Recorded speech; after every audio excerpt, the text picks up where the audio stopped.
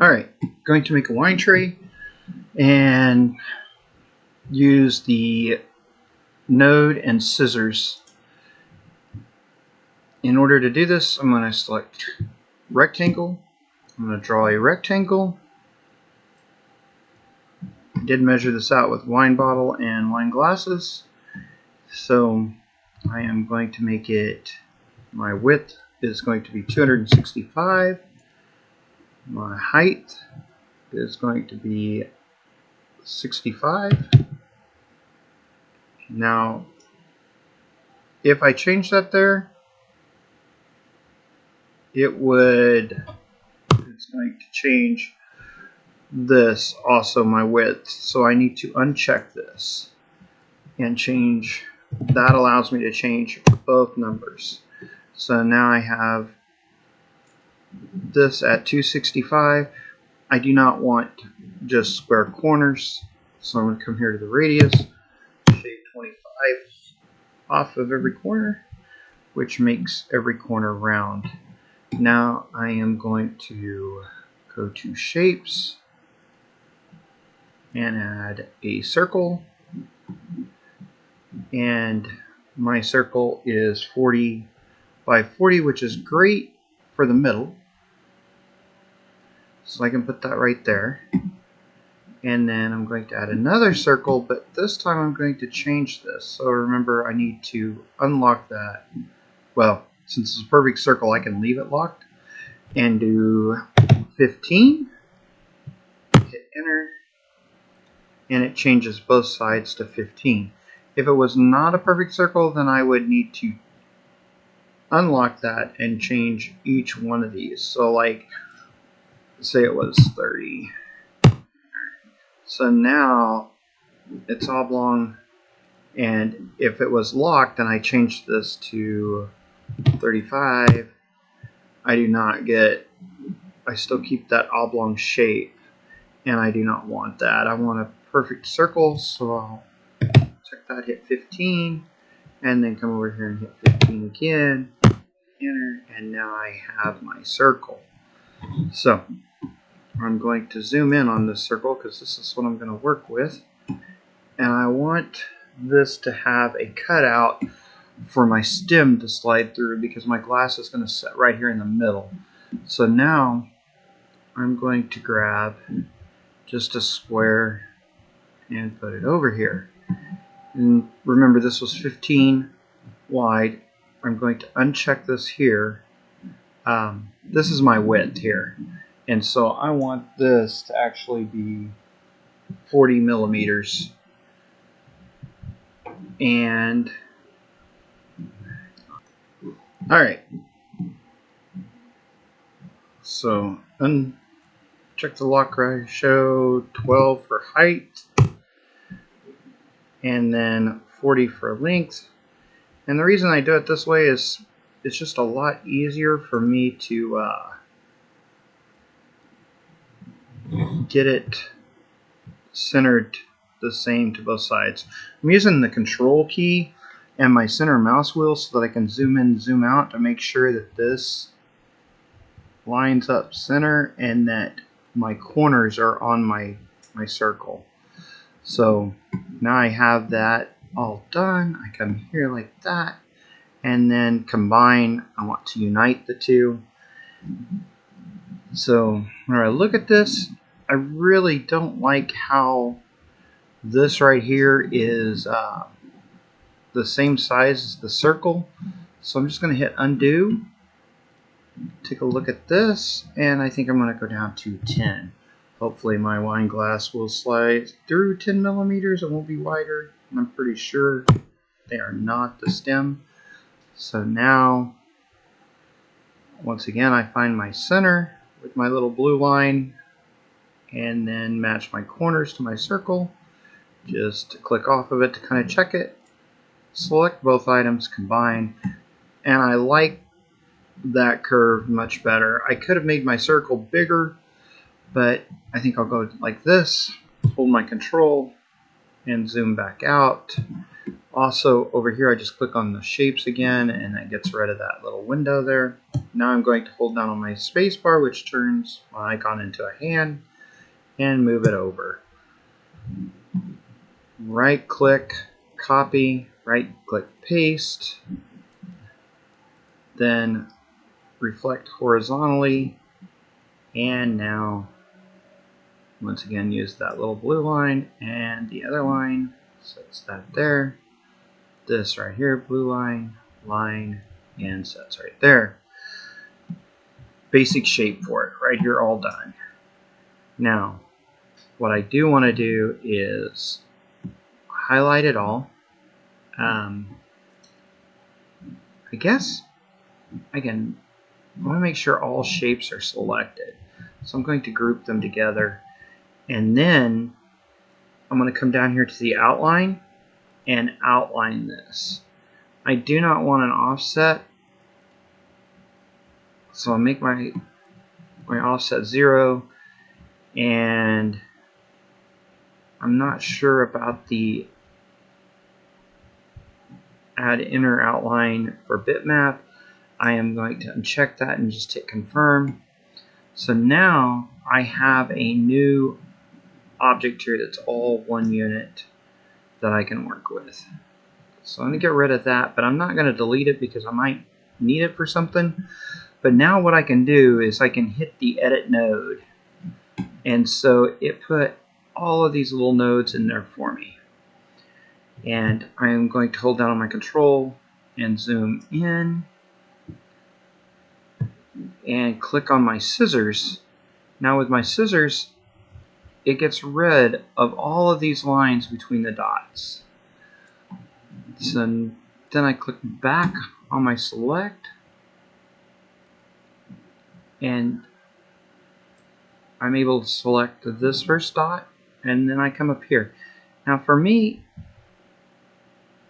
I believe see how that's off?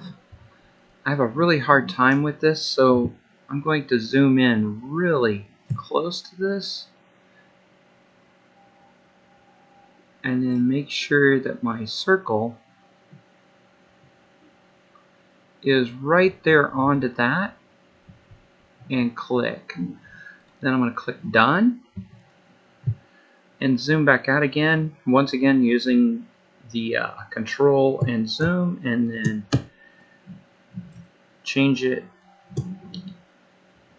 It's in move. I need to zoom out a little bit more. Click back on my node again, and then select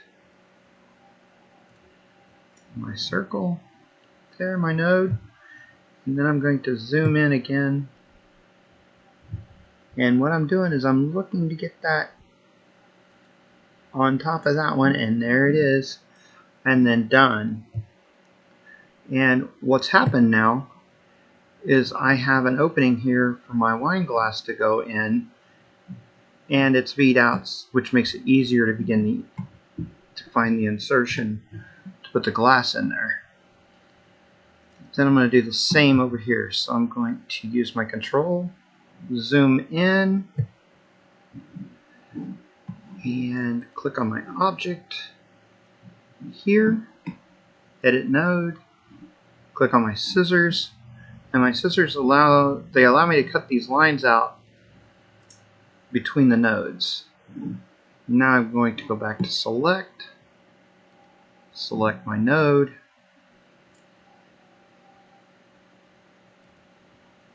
and it looks like I got a little better at that.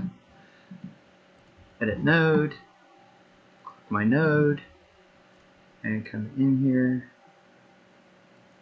and again, and done.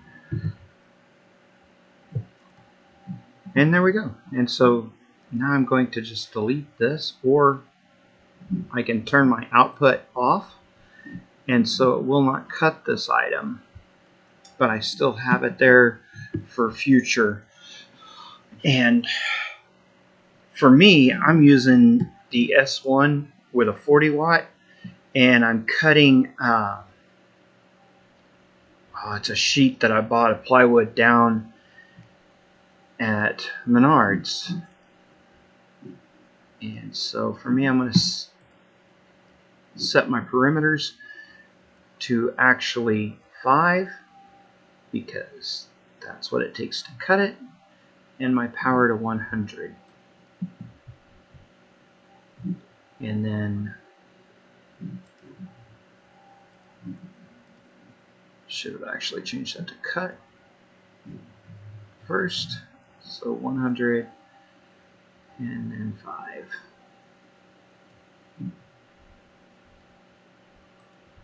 And close. And from here, I can add text. So let's say, let's see what we got in here. Not there.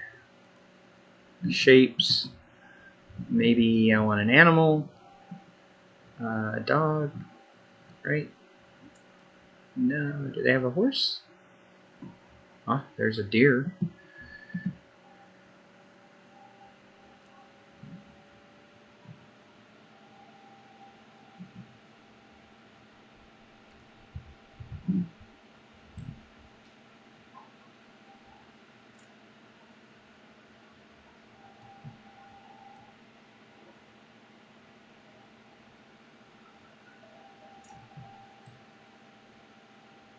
Horse somewhere.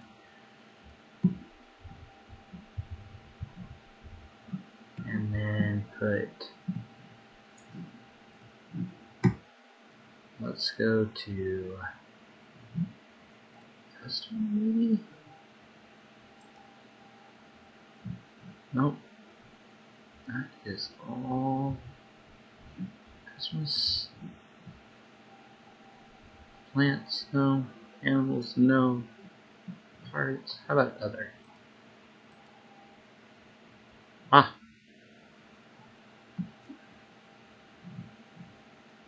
There we go.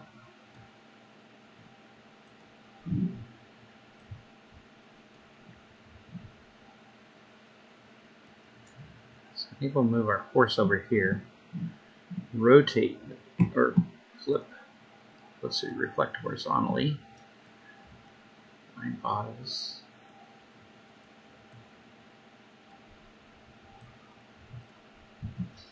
Control. Then we're going to get rid of the shapes. We're going to go to text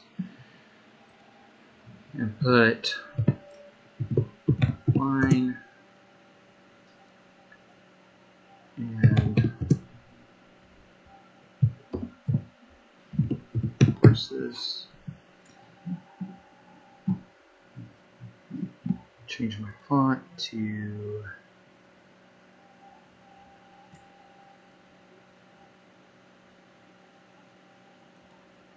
this. Oh God.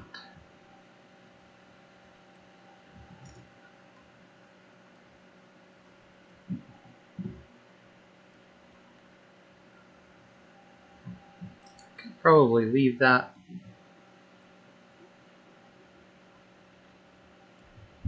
like that. This.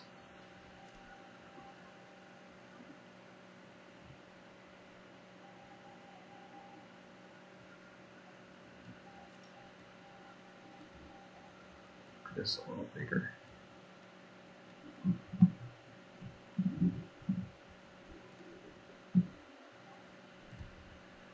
And then add another thing of text. Ah, hang on. Makes.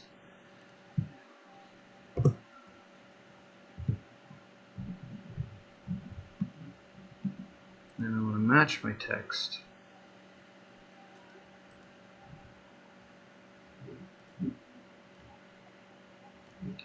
So now what I've done is I want to come back over here and I wanted to engrave this. And then I also want to change this to engrave. And from here, I can take kind of a look at where I'm at on my font size. And to keep everything the same, I like to highlight it all, and then I would use 36 or 37. Doesn't make a difference. You know, I guess could to your eyes, whichever one you like better. But I just want to make sure that it's all the same.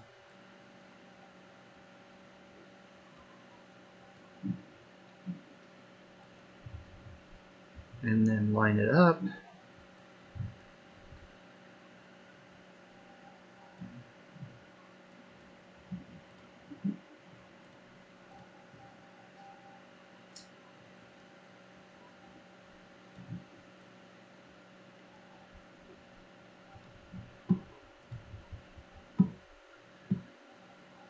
Now I'll add one more line of text here. Change it to 36. Change my font. And type in everything.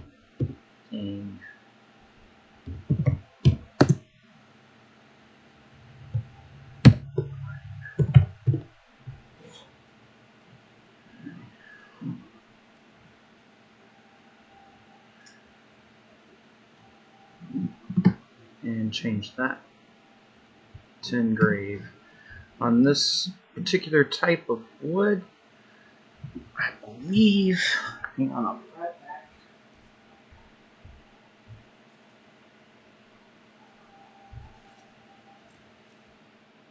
If you've not run a test pattern, make sure that you run a test pattern. If you want to finish it with stain or anything, do that, or varnish, and that way you can kind of see which one really stands out for you. And my preference, I believe I'm going to go with 63 and 225. So I'm going to change my, to move this out of the way and group all this together, and it's probably going to tell me where I set the pen. Let me not. I'm going to go to 225 for 63 for power, and then 225 for speed.